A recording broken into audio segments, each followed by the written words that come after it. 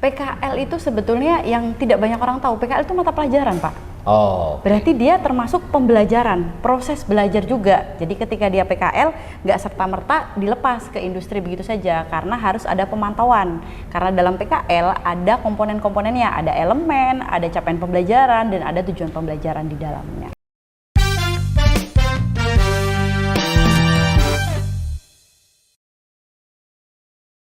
Oke, Oni Dina Maharani. Ya, Bu Oni adalah Kepala Bidang Pusdalit Bangjar, Pusat Data Penelitian Pengembangan Pembelajaran Mathland School. Oke, Bu Oni ini kan sering berdialog, berdiskusi, bahkan diminta untuk sering terlibat dalam kegiatan-kegiatan di Pusat Kurikulum Pembelajaran Kementerian Pendidikan Dasar Menengah. Ya, udah berapa lama ya? Udah 3 tahunan lebih ya? Lebih Pak. Lebih dari ya? 2022. Dari 2020. 4 tahunan. Ya, 4 tahunan ya. Kita dulu kan sering bareng-bareng tuh di Puskur ya. Dan kita juga ikut terlibat dalam program kurikulum Merdeka dan sebagainya. Nah, sekarang berkaitan dengan anak-anak SMK yang di semester 5 ini atau semester ganjil ini mereka mulai memasuki masa pembelajaran PKL ya. Betul. PKL itu sebenarnya pembelajaran atau aktivitas ya mereka hanya praktek aja gitu. Hanya praktek kerja di industri. Oke. PKL itu sebetulnya yang tidak banyak orang tahu, PKL itu mata pelajaran, Pak. Oh. Berarti dia termasuk pembelajaran, proses belajar juga. Jadi ketika dia PKL, nggak serta-merta dilepas ke industri begitu saja, karena harus ada pemantauan. Karena dalam PKL ada komponen-komponennya, ada elemen, ada capaian pembelajaran, dan ada tujuan pembelajaran di dalamnya. Ya, apa bedanya antara praktek kerja di industri dengan praktek kerja di sekolah? Apakah hanya sekedar berbeda karena tempatnya atau memang programnya sendiri berbeda? Programnya berbeda. Kalau di sekolah itu kan mereka punya capaian pembelajaran sendiri. Kalau di PKL mereka punya capaian pembelajaran juga sendiri. Oke, jadi PKL ini kalau nggak salah di tahun ini ya, kita sudah mulai bahwa PKL itu berdiri sendiri di raport semester 5 ya. Untuk anak SMK itu mereka punya satu mata pelajaran disebut dengan praktek kerja lapangan. Ini keren nih, SMK ini sama kayak kalau kita kuliah dulu ya. Emang SMK luar biasa ya. SMK ini udah mirip-mirip mahasiswa. Betul. Ya, mirip-mirip kita kuliah ya. Iya. Bahwa ada satu semester di mana kita kalau udah ada kuliah kerja nyata, lalu kemudian ada magang industri ya atau magang. Nah, berarti ini udah mirip nih ya. Mirip. Jadi kalau memang mau merasakan bagaimana di dunia perguruan tinggi di level menengah, di SMK ini cocok. Betul. Ya? Latihannya di SMK. Oke. Nah, berarti ketika dia menjadi mata pelajaran yang berdiri sendiri, dia tidak diganggu, anak-anak berarti tidak diganggu oleh mata pelajaran lainnya. Nah, berarti PKL ini mencakup dari semua aspek mata pelajaran, dari mulai agama sampai dengan produktif, ya. Itu semuanya ada di dalam PKL.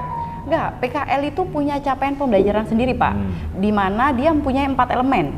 Yang pertama adalah soft skill, hard skill, pengembangan soft skill dan hard skill, sama kewirausahaan. Oke. Berarti ketika mereka PKL, sebenarnya anak-anak SMK ini harus memiliki satu yang namanya keterampilan dalam arti kompetensi, kejuruan. Berarti diharapkan 4 semester mereka berada di sekolah. Sekolah harus betul-betul mempersiapkan mereka memiliki kompetensi yang cukup untuk masuk ke dunia industri. Karena PKL itu betul-betul mereka berada di industri selama 4-6 bulan. Lalu yang kedua, bahwa anak-anak harus betul-betul disiapkan aspek karakter kinerja. Betul? Betul. Di mana mereka harus mulai masuk ke dalam budaya kerja perusahaan, masuk ke dalam industri kebiasaan di sana, ya, masuk jam berapa, pulang jam berapa, lalu punya target kerja dan sebagainya.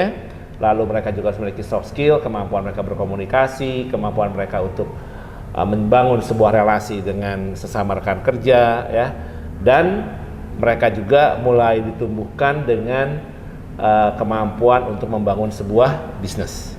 empat kompetensi ini atau 4 TP ini, empat elemen ini yang ada dalam capaian pembelajaran di PKL. Betul. Bagaimana mereka atau bagaimana guru memberikan nilai pada mata pelajaran ini? Oke, yang tidak banyak diketahui biasanya PKL itu hanya dinilai oleh industri saja. Padahal sebetulnya ada dua sisi yang harus menilai. Ada industri sebagai tempat anak-anak PKL dan sekolah. Jadi kalau di panduan itu ada dua, yang kalau di industri namanya instruktur industri, kalau di sekolah namanya pembimbing PKL. Jadi keduanya harus bersinergi dulu, ngobrol dulu.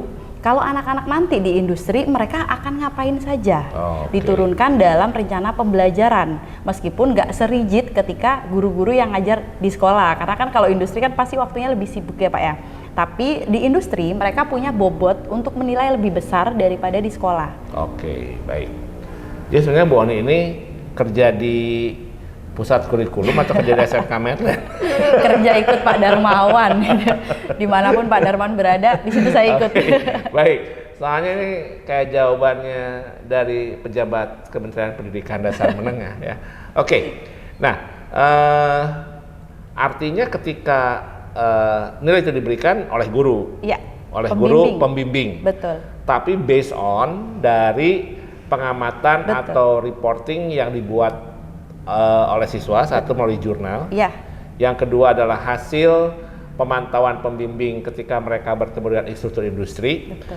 Dan juga hasil pembimbingan selama PKL, komunikasi antara pembimbing dan pengamatan pembimbing terhadap siswa. Iya. Ya. Artinya PKL ini dikatakan baik atau buruknya kegiatan mereka PKL betul-betul harus mencerminkan sejauh mana 4 semester yang mereka lalui itu akan muncul melalui kegiatan pembelajaran praktek kerja lapangan. Iya. Ya, kalau di istilah di SMK Medland dikenal dengan nama on the job training ya. Jadi pelatihan ke dalam dunia kerja yang nyata ya. Anak-anak ini mengalami satu kondisi bagaimana mereka mengalami pressure, bagaimana mereka mengalami teguran dari atasan ketika salah, bagaimana mereka dikejar dengan sebuah target pekerjaan ya.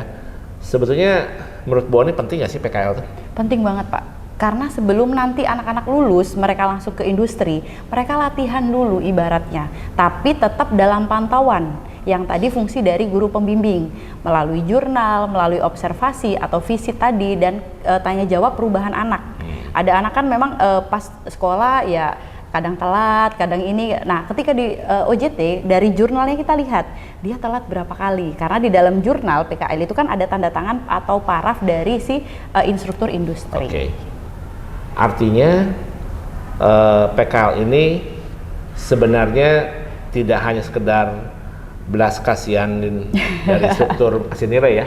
Tapi instruktur industri betul-betul diharapkan bisa bekerja sama dengan sekolah untuk memberikan sebuah reward yang wajar ya ketika anak ini punya prestasi dan berikan punishment yang proporsional ketika anak ini melakukan satu kesalahan.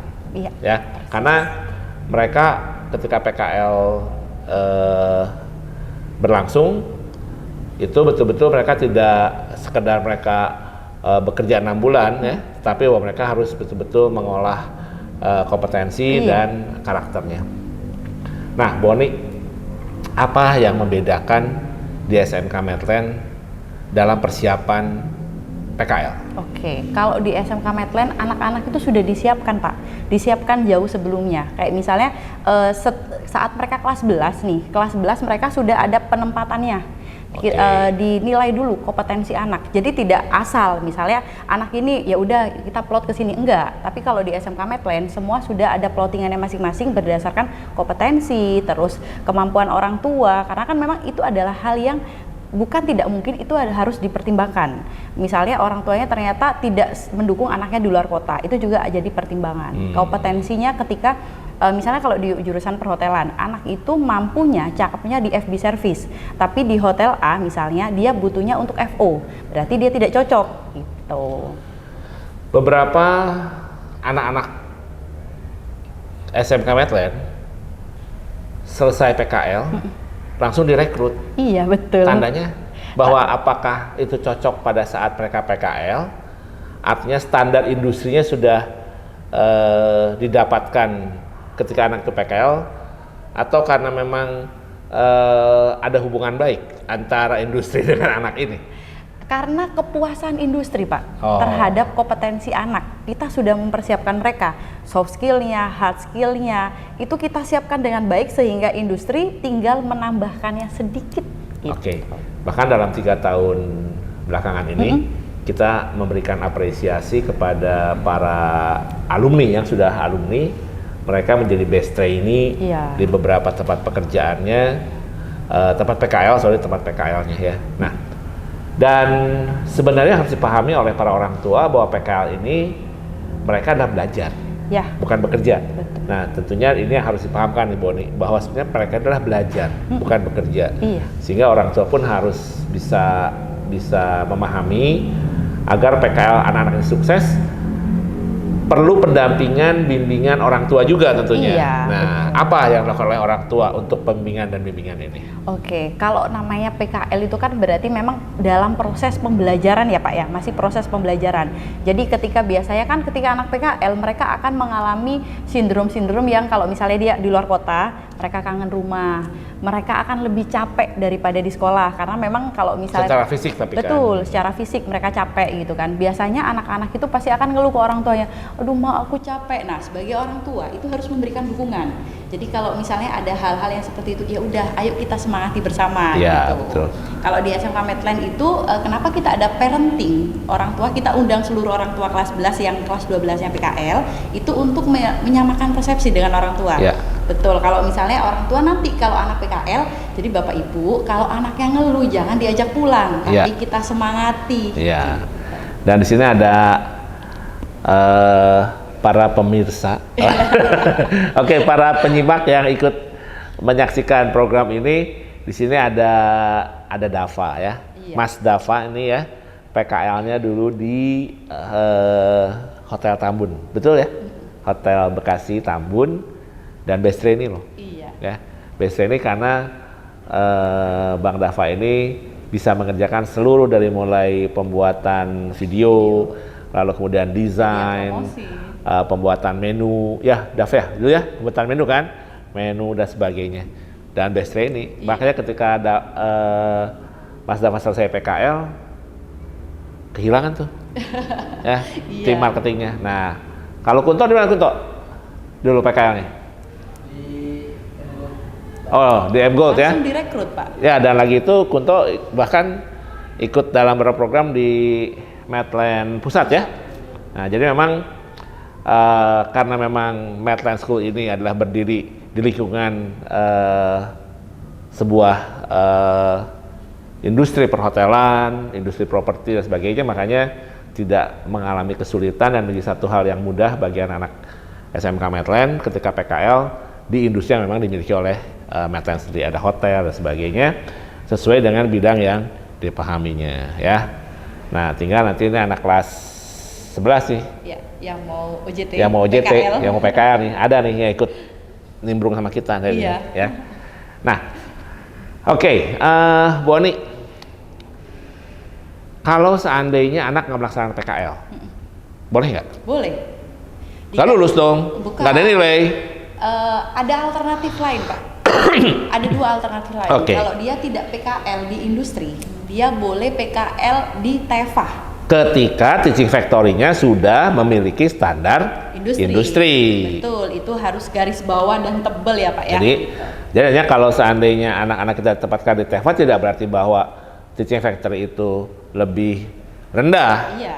Tetapi ketika teaching factory itu bisa menyamakan dengan ritme kerja industri, maka dia layak untuk bisa dilaksanakan Tempat PKL. tempat PKL. Banyak beberapa SMK di Jawa Tengah, di Jakarta, di Bandung, termasuk di SMK Medland yang teaching factory-nya sudah memiliki standar ritme kerja industri. Ya, sehingga ketika misalnya mungkin ada beberapa, bahkan beberapa sudah dalam beberapa tahun ini banyak ya anak yang bisa PKL di sini. Iya. ya. Gitu, karena ritmenya sudah sama dengan industri. Ya. Terus ada satu lagi Pak, selain di tempat Teva, itu satu lagi adalah wirausaha. Oke. Dan namun dengan jurusan yang sama. Yes, betul. Gitu. Kalau misalnya dia dari jurusan DKV, dia tidak boleh membuat wirausahanya misalnya kuliner. Jangan, sesuai dengan jurusannya dan harus rigid, lengkap. Kayak misalnya dia omsetnya berapa, pangsa pasarnya berapa gitu. Itu harus lengkap. Dan sudah pernah ada. Betul. Ya. Di kita. Dan saat ini Jesslyn ya? Iya, Jesslyn. Jesslyn yang waktu itu PKL-nya adalah dengan mengenai wirausaha, dan saat ini Jesslyn sudah kuliah di salah satu universitas di Singapura yang sangat terkenal, dan pada waktu itu dia anak DKV, kemudian mendapatkan ordernya dari Belanda, dari mana ya, luar biasa Jesslyn ya. Iya, dan memang tidak banyak, tetapi kita memfasilitasi itu ya. Nah baik, kalau dari SMK Medland dalam memberikan nilai PKL itu unsur apa saja? Kalau di SMK Medland ya Pak ya, kan ada refleksi PKL terakhir kan? Nah oke. Kalau kalau secara nasional itu kan cuma 2, dari industri dan dari pembimbing di PKL, bobotnya 70-30 atau bisa 80-20. Nah kalau di SMK Medland itu lebih variasi lagi Pak. Jadi ada industri, itu ada bobotnya 50%, terus ada bobot dari pembimbingan, proses saat pembimbingan dari pembimbing PKL. Terus ada nanti sidang refleksi. Ya. Jadi anak itu bukan dapat pertanyaan susah, bukan, tapi dia menceritakan bagaimana pengalaman dia, dan perubahan apa yang terjadi pada dirinya, dan yang uniknya bahwa orang tua ikut terlibat. Betul, ikut menilai. Ya, di sini orang tua ikut menilai anaknya. Jadi ada guru pembimbing, ada guru pengujinya, kalau ada apa namanya? Orang tua. Betul. Dan orang tua terlibat dalam memberikan nilai atas perubahan karakter positif anaknya. Betul. Ini yang unik. Iya, ya. Betul. Dan kemarin selesai, dan orang tua ada yang sangat objektif memberikan nilai yang tidak bagus ketika misalnya anaknya PKL sering harus dibangunkan karena terlambat atau mungkin malah jadi males dan sebagainya ya. Nah, oke. Nah, baik, Bu Oni.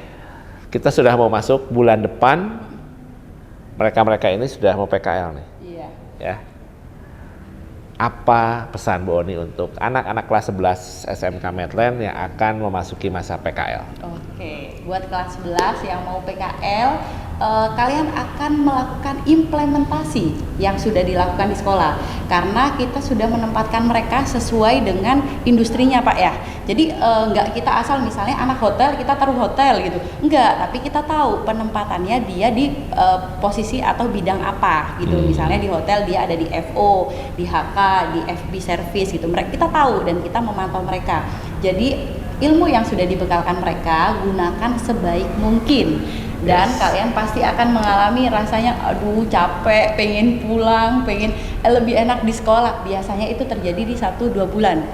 Bulan ke-4, 5, 6 mereka nggak mau pulang Pak. Karena biasanya kan PKL itu seru gitu. Kalau di sana Bu, saya bisa ngewarnain rambut. Nah, biasa gitu. Kalau di sekolah balik lagi, ayo dipotong rapi bajunya gitu.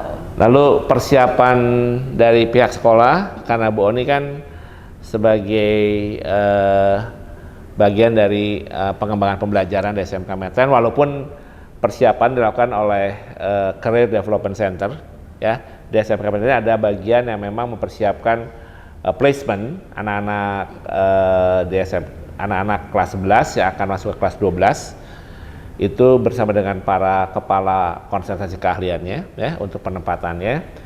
Mereka ada interview ya sebelumnya, lalu kemudian interview anak ya, kita melihat track record pembelajaran selama 4 semester ya. Lalu kira-kira ini punya keberminatan di mana, sehingga harapannya PKL betul-betul bisa mengembangkan potensi mereka sehingga menghasilkan karya inovatif yang bermanfaat. Betul. Ya, di ujungnya ya Pak ya. Di ujungnya ya.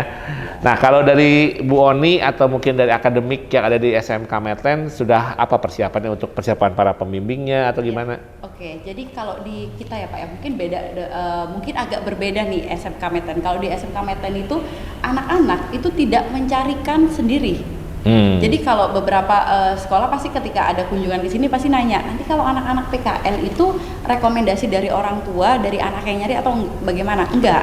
Kita punya rekam jejak ya Pak ya, anak-anak dulu di sini. Tapi kita evaluasi kayak misalnya sekolah perusahaan ini atau industri ini anak-anak jamnya overtime. Overtime-nya itu enggak sejam 2 jam enggak masalah. Overtime-nya sampai 8 jam gitu kan. Jadi itu kan khawatirnya itu membuat anak-anak jadi lebih sakit gitu ya misalnya. Nah, kalau di sini guru-gurunya sudah dibagi Pak, proses pengantaran, proses pemilihan tempat. Jadi pada saat anak-anak interview itu belum guru ya? Pada saat interview dengan anak itu masih dalam ranah kepala konsentrasi keahlian dengan Career Development Center. Iya. Nah, pemetaan kompetensi. jadi guru kapan nih? Guru pengen masuk mulai kapan? Oke, kalau misalnya anak sudah dapat nih Pak, nanti kita biasa ada Google Sheet di mana setiap 7 sampai 10 anak itu punya satu pembimbing. Oke. Gitu. Nah, pembimbing itu nanti akan mengantar saat hari pertama, karena dari Pak Darmawan itu menyampaikan bahwa di hari pertama mereka masuk itu harus ada guru dari sekolah yang mengantar. Bukan berarti dari sekolah bareng berangkat, karena memang misalnya jam kerja mereka dimulai dari jam 8. Nah, dari sekolah kita datang jam 10, kita ngomong sama HRD-nya, kita nitipin anak selama 9 bulan. Kemudian selama 6 bulan. Kayak orang bayi lahiran aja 9 bulan. Selama 6 bulan. Terus nanti kita di 2 bulan selanjutnya kita akan ada monitoring dari guru pembimbing tadi. Dia nanya kepada HRD-nya, dia melihat perkembangan anaknya tadi, soft skill-nya, hard skill-nya, perubahan soft skill dan hard skill, sampai anak tersebut bisa menangkap peluang wirausaha atau tidak. Itu dilaksanakan secara 2 bulan sekali. Bu Oni tahun lalu sebagai wali kelas ikut mengantar nggak? Ikut mengantar. Ikut. Jadi ada wali kelas yang ikut juga sebagai untuk menjadi jembatan ketika anaknya ingin curhat. Iya, jadi di 1-2 bulan itu pasti WA itu Pak langsung penuh, anak-anak video call, nangis saja isinya. Di 3 bulan udah nggak ada telepon. Di bulan keempat sama sekali nggak ada. Terus, senyum terus ya. Iya, terus di bulan ke-5 itu mereka sudah posting foto happy gitu, menikmati jalanan. Terus mereka kan mereka sudah menikmati bidangnya.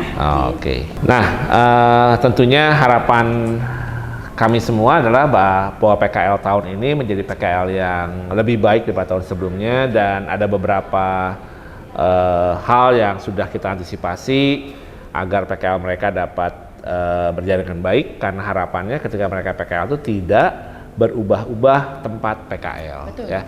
Satu tempat PKL itu harus bisa memberikan pembelajaran yang baik sehingga si anak-anak ini betul-betul mampu untuk mengembangkan potensi dan karakter. Iya, betul. Baik, demikian bincang-bincang sore ini bersama dengan Bu Oni membahas tentang PKL. Tentunya masih ada beberapa hal lain yang akan kita bicarakan.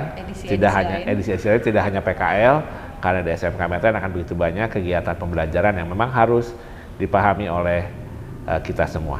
Bedanya SMA dengan SMK, SMA tidak ada PKL. Betul. Karena memang tidak mewajibkan. Karena SMA disiapkan untuk para siswa yang memang mau menjadi akademisi, ilmuwan, peneliti dan sebagainya. Tapi di SMK mempersiapkan anak-anak menyongsong masa depan dengan kompetensinya dan dengan keberminatannya dan kebekerjaan, sehingga mereka menjadi anak-anak hebat pada masanya nanti. Selamat sore dan sampai jumpa dalam edisi berikutnya.